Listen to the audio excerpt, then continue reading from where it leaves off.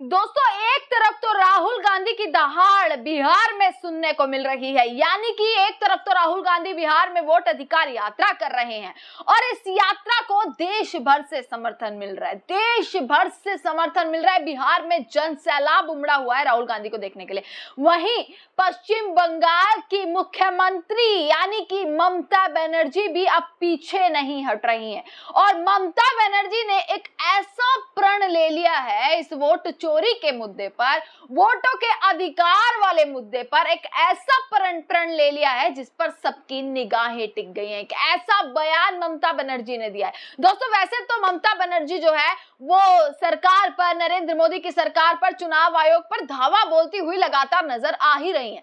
पर आज जो ममता बनर्जी ने चीज कही है, आज जो बयान ममता बनर्जी ने दिया है, उस पर सबकी निगाहें टिक गई हैं। नमस्कार, मैं दामिनी शर्मा सजग भारत में एक बार फिर से आप सभी का स्वागत करते हैं।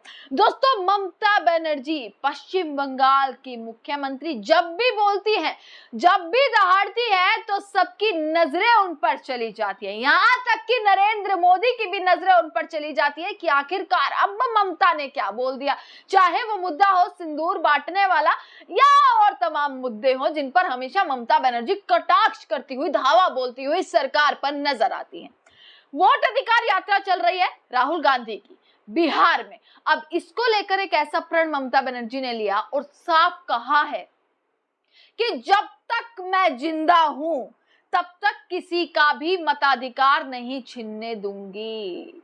यानी कि जो आपका वोट का अधिकार है वो छीनने नहीं दूंगी। कोई छीन नहीं सकता आपका वोट का अधिकार जब तक मैं जिंदा हूं। ये सीधी सीधी चेतावनी दोस्तों ममता बनर्जी की तरफ से दी गई, किसको?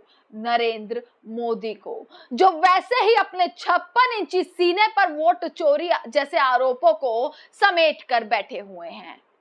कैसे वोट चोरी के आरोप दिन प्रतिदिन नरेंद्र मोदी पर लगते जा रहे हैं, चुनाव आयोग पर लगते जा रहे हैं। गूंज पड़ रही है, गूंज सुनाई पड़ रही है बिहार की सड़कों पर, वोट चोर गद्दी छोड़। राहुल गांधी लगातार इस चीज पर जो है वो बवाल मचाए हुए हैं। संसद से लेकर सड़क तक हंगामा और सड़क पर तो हंगामा अभी भी जारी है। पर फिर भी नरेंद्र मोदी की हिम्मत देखिए कि अपने 56 इंची सीने पर वोट चोरी का आरोप ऐसे समेटे हुए हैं और जवाबदेही के नाम पर ठेंगा दिखाते हुए नजर आ रहे हैं। उद्घाटन देने की, रोड शो करने की, सौगात देने का पूरा पूरा समय है नरेंद्र मोदी के पास।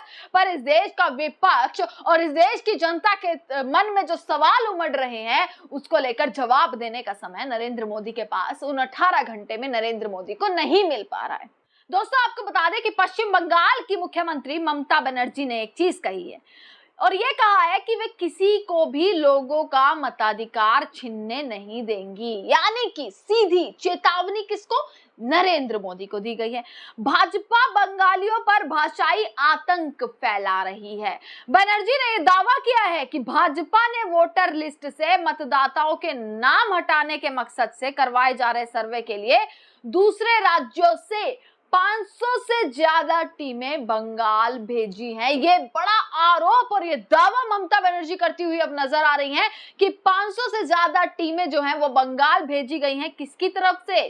भाजपा की तरफ से, सरकार की तरफ से, ताकि वोटर लिस्ट से जो मतदाताओं के नाम हैं उनको हटाया जा सके, ये मकसद को पूरा किया जा सके, जिसकी वजह से टीम को बंगाल भेज दिया गया है।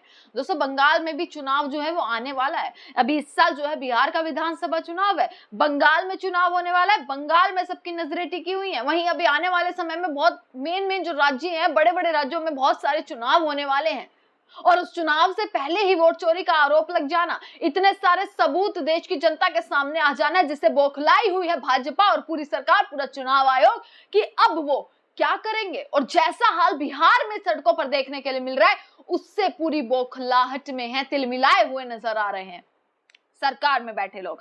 इसके बाद ममता ने कहा कि जब तक मैं जिंदा हूं किसी को भी मताधिकार नहीं छीनने दूंगी। आप खुद जांच करें कि आपका नाम अभी भी लिस्ट में है या नहीं। ये जनता से कहती हुई ममता बनर्जी नजर आई है कि आप इस चीज की जांच करें कि आपका नाम लिस्ट में है या नहीं। ममता कोलकाता में तृणमूल छात्र परिषद यानी कि टीएमसीपी के स्थापना दिवस पर उन्होंने ये सारी चीजें दोस्तों बोली हैं कि ये सारी चीजों पर ममता बनर्जी अब धावा बोलती हुई वापसी नजर आई है सरकार पर। आपको बता दें, पश्चिम बंगाल सीएम ने चुनाव आयोग पर आरोप लगाया कि वह राज्य सरकार के अधिकारियों को धमका रहा है, लेकिन उसका अधिकार क्षेत्र केवल चुनाव के दौरान 3 महीनों के लिए है, पूरे साल के लिए नहीं। दोस्तों आपको याद होगा, अभी नरेंद्र मोदी बिहार जिस दिन गए थे, यानी बिहार के गयाजी में जिस दिन नरेंद्र मोदी जी गए थे और फजीहत भी हो गई थी, उसके बाद नरेंद्र मोदी पश्चिम बंगाल भी गए थे, रैली करी थी पश्चिम बंगाल में भी, जिस पर मैंने वीडियो आपको दिखाई थी कि कैसे वहां पर भी जनता के बीच उतना जोश, उतना उत्साह जो है वो नजर नहीं आया था। जिसके बाद दोस्तों नरेंद्र मोदी ने पश्चिम बंगाल में मंच से टीएमसी पर हमला बोलते हुए ये चीज कही थी कि भ्रष्टाचार फैलाते हैं, भ्रष्टाचारी हैं और इस बार भाजपा को लाना है, भ्रष्टाचार को हटाना है। जैसे हर बार नारा दिया जाता है, गरीबी हटानी है तो भाजपा को लाइए, अगर बेरोजगारी हटानी है तो भाजपा को लाइए, विकास की गंगा बहानी है तो भाजपा को लाइए, ऐसे ही भ्रष्टाचार को हटाने के लिए आप भाजपा को लेकर आइए। पर हाँ, जब ये भाजपा सरकार में आ जाती है तो कैसे यही चीज दोगुनी होती हुई नजर आ जाती है। कैसे ना ही बेरोजगारी पर बात की जाती है, ना महंगाई पर बात की जाती है, ना विकास, कितना विकास किया इसके नाम पर तो वोट मांगा ही नहीं जाता। वोट मांगा जाता है कि भाई पुरानी सरकारों ने आपके साथ क्या किया, सौगात दे दी करोड़ों की, इस चीज पर वोट मांगा जाता है। पर कभी प्रधानमंत्री नरेंद्र मोदी ने अपने भाषण में ये नहीं कहा कि अगर मैं सही हूं, अगर मैंने वाकई में विकास किया है तो ये देश की जनता मुझे वोट दे। दोस्तों इस बार का बिहार का विधानसभा चुनाव ऐसा होने वाला है जिस पर पूरा देश इंतजार कर रहा है, क्योंकि एक तरफ राहुल गांधी की वोट अधिकार यात्रा चल रही है, एसआईआर एक बड़ा मुद्दा, एसआईआर में धांधली की तमाम वीडियो सामने आए, एसआईआर में धांधली की तमाम फुटेजेस सामने आए, जो जनता को भी अब पता है, जो बिहार की जनता भी जानती है कि उनके साथ ये तमाम चीजें हो रही हैं, ये तमाम चीजें की जा रही हैं। फिर भी सरकार की तरफ से, चुनाव आयोग की तरफ से कोई जवाब नहीं। आपको याद होगा, चुनाव आयोग ने राहुल गांधी को 7 दिन का अल्टीमेटम दे दिया था, 7 दिन का वक्त दिया था, वो 7 दिन भी पूरे हो चुके हैं। चुनाव आयोग ने प्रेस कॉन्फ्रेंस अभी करी थी, उस प्रेस कॉन्फ्रेंस के बाद 7 दिन भी पूरे हो गए, पर चुनाव आयोग की तरफ से कोई भी ऐसा विशेष अब टिप्पणी नहीं आई है सामने।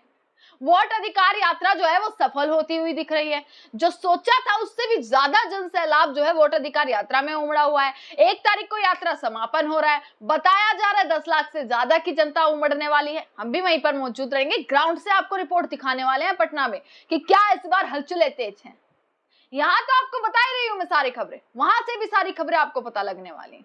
तो क्या बिहार का विधानसभा चुनाव नरेंद्र मोदी के हाथों से फिसलता जा रहा है? पूरे तरीके से बिहार से क्या आउट होने वाले हैं नरेंद्र मोदी? ये सवाल अब खड़ा होता है, क्योंकि राहुल गांधी को समर्थन अब मिल रहा है। तमाम राज्यों के मुख्यमंत्री पहुंच रहे हैं राहुल गांधी को समर्थन देने के लिए। एमके स्टालिन पहुंचे हैं, आज हिमाचल प्रदेश के मुख्यमंत्री वहां पर पहुंचे हैं। तो खुद सोचिए, तमाम इंडिया गठबंधन अब सड़कों पर नजर आ रहा है। तो सोचिए कि इस बार जो खेला होने वाला है वो बहुत जबरदस्त होने वाला है। तमाम खबरें आप तक पहुंचाते रहेंगे दोस्तों, देखते रहेगा सजग भारत। आपका बहुत बहुत शुक्रिया।